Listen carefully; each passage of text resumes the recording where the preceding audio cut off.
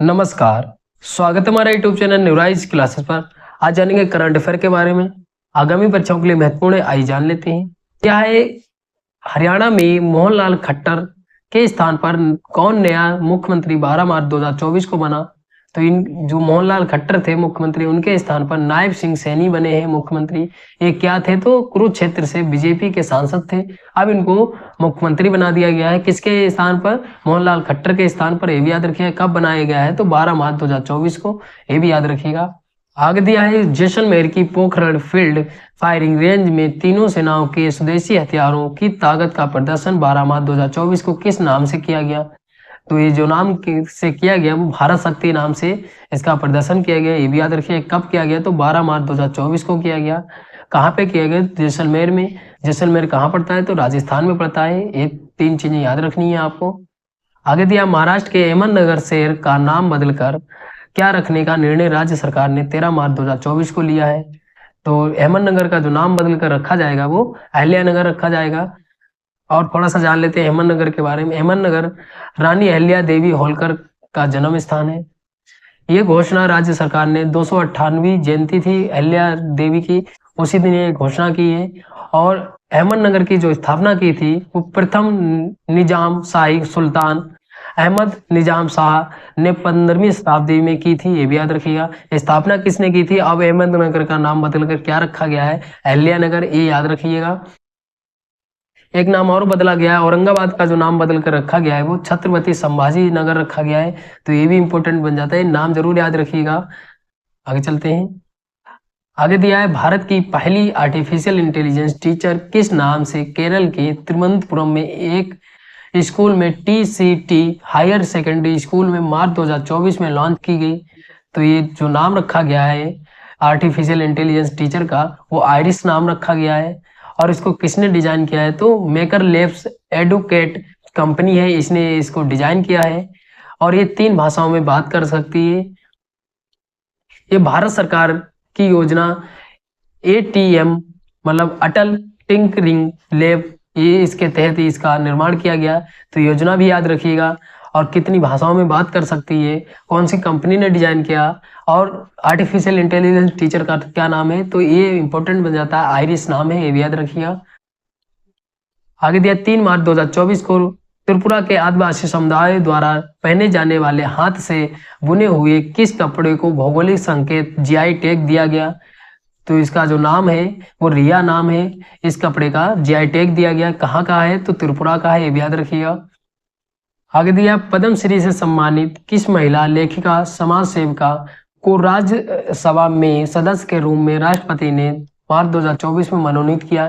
तो इनका जो नाम है वो सुधा मूर्ति नाम है। इनको मनोनीत किया गया राज्यसभा में। सुधा मूर्ति जो है वो Tata engineering locomotive company limited के साथ काम करने वाली पहली महिला इंजीनियर रही हैं। ये भी याद रखिएगा।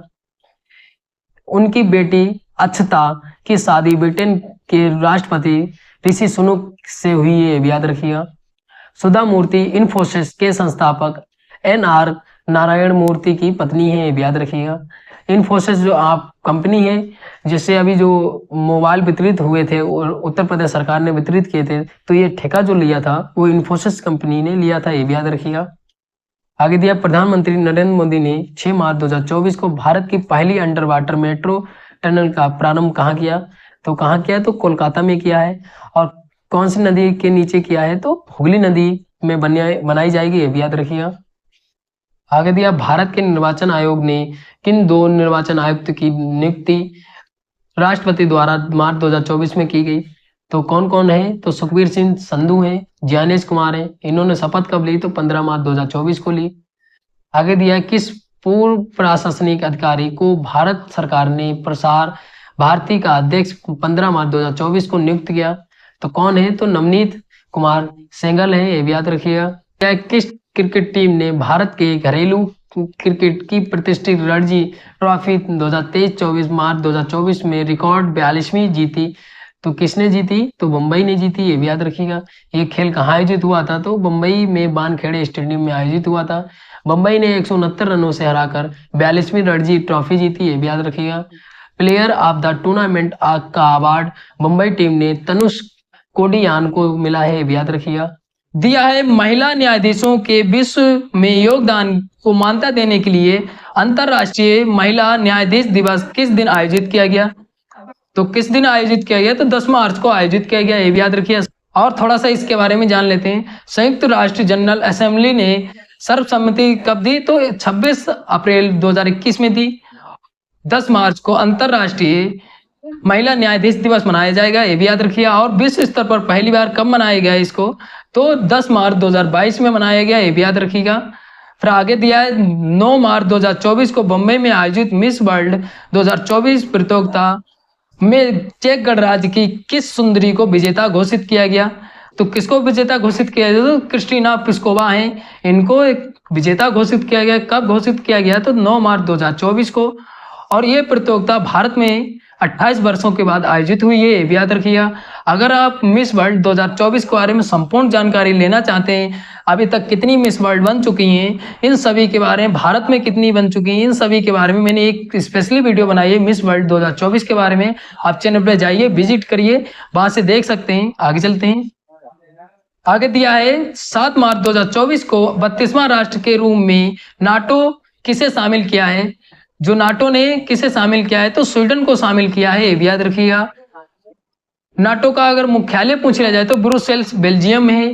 और 31वां देश कौन सा बना था 2023 में? तो फिनलैंड बना था। अब 32वां कौन सा बन गया है? तो स्वीडन बन गया है।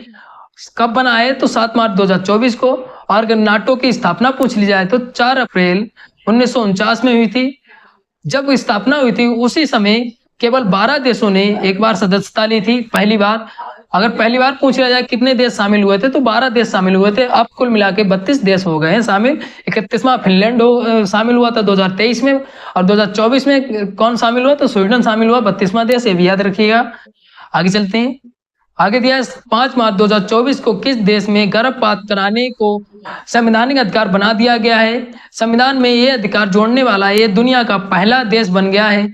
कौन सा देश है? तो फ्रांस से, भी याद रखिएगा।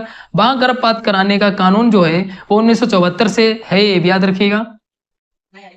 आगे दिया है विश्व की किस पहली यात्री विमानन कंपनी ने पहले आर्टिफिशियल इंटेलिजेंस एयर होस्टेस को समा 2.0 नाम से मार्च 2024 में प्रस्तुत किया? तो किसने प्रस्तुत किया? तो कतर एयरवेज ने प्रस्तुत किया, ये भी याद रखिएगा। और जान लेते हैं इसके बारे में। कतर एयरवेज ने केबिन क्रू समा 2.0, जिसका अरबिक भाषा में जो अर्थ होता है वो आकाश अर्थ होता है, ये याद रखिएगा अर्थ। निर्माण artificial intelligent digital human technology company unique के साथ मिलकर किया है, ये भी याद रखिएगा। किसने निर्माण किया है ये भी इंपॉर्टेंट बन जाता है, कौन सी कंपनी है? तो कंपनी का नाम भी याद रखिएगा, किसने किया है, कौन सी एयरवेज ने, और कब किया है, और क्या नाम है। ये 3 चीजें आपको याद रखनी है। फिर आगे दिया है अंतरराष्ट्रीय युवा विश्व सम्मेलन वर्ल्ड फेस्टिवल ऑफ यूथ 29 फरवरी से 7 मार्च 2024 तक कहाँ आयोजित किया गया, जिसमें भारतीय युवाओं ने भी भाग लिया? तो कहाँ आयोजित किया गया? तो रूस में सिरियूस एक जगह है, वहां पे आयोजित किया गया। और जान लेते हैं इसके बारे में। विश्व युवा सम्मेलन का आयोजन world federation of democratic youth और इंटरनेशनल यूनियन द स्टूडेंट्स ने किया था, जिसमें 190 देशों के सभी क्षेत्रों के लगभग 20,000 युवाओं ने भाग लिया। कितने युवाओं ने भाग लिया और किसने आयोजित किया और कितने देश शामिल थे और कहाँ पे आयोजित किया है, ये 3 इंपॉर्टेंट चीजें महत्वपूर्ण बन जाती हैं, आप नोट कर सकते हैं। आगे चलते हैं। आगे दिया है रूस ईरान चीन का संयुक्त नौसैनिक युद्ध अभ्यास किस नाम से अमन की खाड़ी अरब सागर में मार्च 2024 में संपन्न हुआ? तो किस नाम से संपन्न हुआ? तो मेरी टाइम्स सिक्योरिटी बेल्ट 2024 के नाम से संपन्न हुआ, ये भी याद रखिएगा। नाम याद रखिएगा और किन देशों के बीच हुआ ये याद रखिएगा। और जान लेते हैं इसके बारे में। समुद्री आर्थिक सुरक्षा से संबंधित इस युद्ध अभ्यास में Bharat, Pakistan, Kazakhstan, Azerbaijan, Oman, south Africa के प्रतिनिधियों ने पर्यवेक्षक के रूप में भाग लिया। तो कौन कौन शामिल था? भारत शामिल था, इसलिए और इंपॉर्टेंट बन जाता है। आगे दिया है भारत की राष्ट्रपति श्री द्रौपदी मुर्मू ने अपनी 11 से 13 मार्च 2024 को विदेश यात्रा के दौरान किस राष्ट्र के राष्ट्रीय दिवस समारोह में मुख्य अतिथि के रूप में भाग लिया? तो कौन से देश में लिया था? तो मॉरिशस में लिया था, ये भी याद रखिएगा। और जान लेते हैं, राष्ट्रपति द्रौपदी मुर्मू ने 12 मार्च 2024 को चैंप डे मार्स में मॉरिशस की स्वतंत्रता की 56वीं वर्षगांठ पे मुख्य अतिथि के रूप में भाग लिया। और ये मुख्य अतिथि कौन सी नंबर की थी? तो 32वीं नंबर की थी। और जो समारोह में शामिल हुई थी वो 56 नंबर का वर्षगांठ थी स्वतंत्रता की। और ये मुख्य अतिथि के रूप में कौन थी? 32वीं नंबर की थी, ये भी याद रखिएगा। मॉरिशस ने ही डॉक्टरेट की ला उपाधि किसको दी? श्री द्रौपदी मुर्मू को दी, ये भी याद रखिएगा। आगे दिया, आइसलैंड के किस प्रायद्वीप में 16 मार्च 2024 को ज्वालामुखी विस्फोट के बाद दक्षिणी आइसलैंड में आपात स्थिति की घोषणा कर दी गई? रेंज प्रायद्वीप, यहाँ पे आपात स्थिति की घोषणा की गई है, याद रखिएगा। आगे दिया, लॉस एंजिल के डॉल्बी थिएटर में 10 मार्च 2024 को 96 ऑस्कर अवार्ड सेरेमनी में किस फिल्म के बेस्ट फिल्म समेत कुल 7 अवार्ड प्राप्त हुए? तो किसको प्राप्त हुए? तो ओपेनहाइमर को प्राप्त हुए। ये इंपॉर्टेंट बन जाता है, किस फिल्म को प्राप्त हुए। आगे दिया, अमेरिका और थाईलैंड द्वारा प्रायोजित संयुक्त सैन्य ट्रेनिंग अभ्यास 27 फरवरी से 8 मार्च 2024 को किस नाम से थाईलैंड में संपन्न हुआ? तो किस नाम से संपन्न हुआ? तो कोबरा गोल्ड के नाम से संपन्न हुआ। कोबरा गोल्ड 24 के नाम से ये संपन्न हुआ है, ये भी याद रखिएगा। कहाँ पे संपन्न हुआ है? तो थाईलैंड में संपन्न हुआ है। कब से कब तक हुआ है? ये डेट 3 पॉइंट्स आपको याद रखने हैं। और किसके बीच हुआ है? तो अमेरिका और थाईलैंड के बीच हुआ है। आगे दिया, लंदन में स्थित सेंट्रल बैंक ने केंद्रीय बैंकिंग पुरस्कार 2024 के तहत किस बैंक को जोखिम प्रबंधक पुरस्कार के लिए मार्च 2024 में चुना है? तो किस बैंक को चुना है? तो रिजर्व बैंक ऑफ इंडिया को चुना है, ये भी याद रखिएगा। रिजर्व बैंक ऑफ इंडिया की स्थापना कब हुई थी? तो 1935 में हुई थी, ये भी याद रखिएगा। स्थापना भी इंपॉर्टेंट बन जाती है। आगे दिया है, भारत और सेल्स का संयुक्त सैन्य अभ्यास 18 से 27 मार्च 2024 तक किस नाम से संपन्न हुआ है? तो लामितीय नाम से संपन्न हुआ है, ये भी याद रखिएगा। और इसका अर्थ क्या होता है? क्रियोल भाषा में इसका अर्थ जो होता है वो मित्रता होता है, ये भी याद रखिएगा। और ये इसका शुरुआत कब से हुआ था? तो 2001 से शुरुआत हुआ था। पहली बार कहाँ आयोजित हुआ था? तो सेल्स में ही आयोजित हुआ था, ये भी याद रखिएगा। और इसमें कितने कितने सैनिक शामिल थे? तो 45 सैनिक शामिल थे। दोनों देशों के 45 सैनिक शामिल थे, ये भी याद रखिएगा। आगे दिया, भारत और अमेरिका के बीच 18 से 31 मार्च 2024 तक त्रिसेवा सैन्य अभ्यास पूर्वी समुद्री तट पर किस नाम से हुआ? तो किस नाम से हुआ? टाइगर ट्रिम्फ 24 के नाम से हुआ है। कब से कब तक हुआ और किन देशों के बीच हुआ और क्या नाम रखा गया? तो इन 3 चीजों को आपको याद रखना है। संगीत नाटक अकादमी 9 से 17 अप्रैल 2024 तक देश के विभिन्न हिस्सों में 7 अलग अलग शक्तिपीठों में मंदिर परंपराओं का उत्सव मनाने के लिए किस शीर्षक से संगीत नृत्य महोत्सव आयोजित किया गया? तो किस शीर्षक से आयोजित किया गया? तो शक्ति उत्सव के शीर्षक रखा गया था। और इससे ये जो महोत्सव है आयोजित किया गया था। कब से कब तक आयोजित किया गया था? तो 9 से 17 अप्रैल 2024 के बीच। और कहाँ कहाँ पे आयोजित किया गया था? तो 7 जगहों पे आयोजित किया गया था। देख लेते हैं कौन कौन सी 7 जगह हैं। तो इस महोत्सव का जो शुरुआत हुआ था वो कहाँ से हुआ था? तो गुवाहाटी के कामाख्या मंदिर से शुरुआत हुआ था 9 अप्रैल से। फिर ये महोत्सव कहाँ हुआ? फिर कोल्हापुर के महालक्ष्मी मंदिर, फिर हिमाचल प्रदेश के ज्वालामुखी मंदिर, त्रिपुरा के त्रिपुर सुंदरी मंदिर, गुजरात के अंबाजी मंदिर, झारखंड के जय दुर्गा शक्तिपीठ में मनाया गया। इसका समापन जो हुआ वो उज्जैन मध्य प्रदेश के शक्तिपीठ मां हर सिद्धि मंदिर से समापन हुआ। कब हुआ समापन? तो 17 अप्रैल 2024 को समापन हुआ है। लास्ट में समापन कहाँ से हुआ है और प्रारंभ कहाँ से हुआ था ये महोत्सव? तो ये 2 पॉइंट्स ज्यादा इंपॉर्टेंट हैं, पूछ लिया जाएगा। संगीत नाटक अकादमी पुरस्कार जो है, जो महोत्सव मनाया गया वो कहाँ से शुरुआत हुई थी, कौन से मंदिर से, और कहाँ पे समापन हुआ?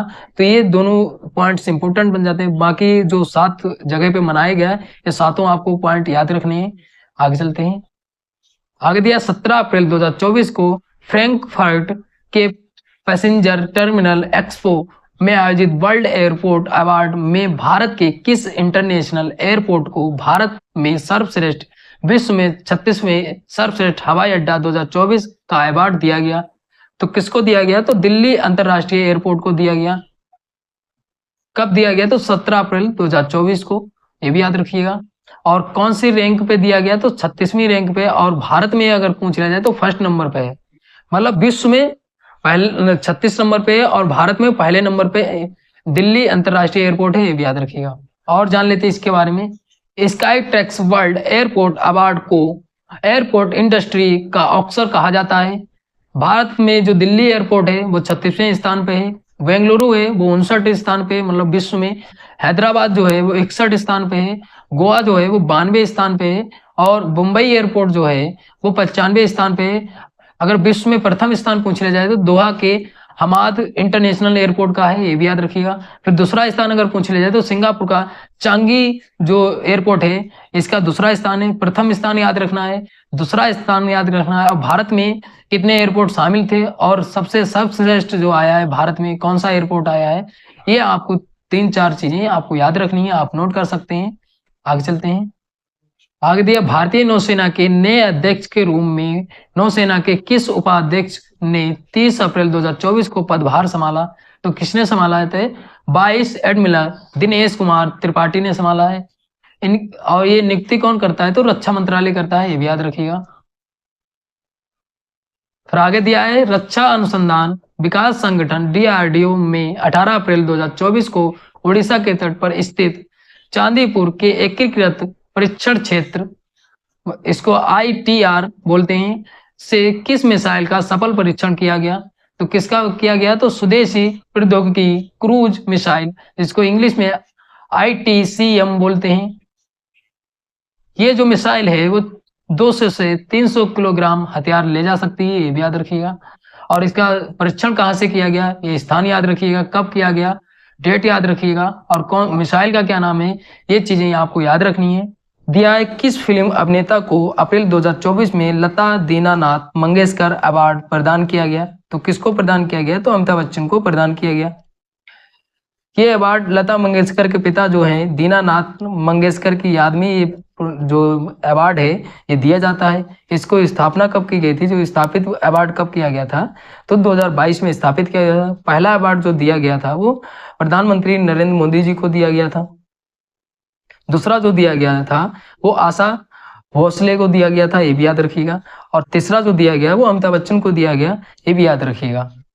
आगे दिया, टाइम पत्रिका की 100 सबसे प्रभावशाली लोगों की लिस्ट 17 अप्रैल 2024 को प्रकाशित की गई, जिसमें भारत की किस महिला पहलवान को स्थान दिया गया है?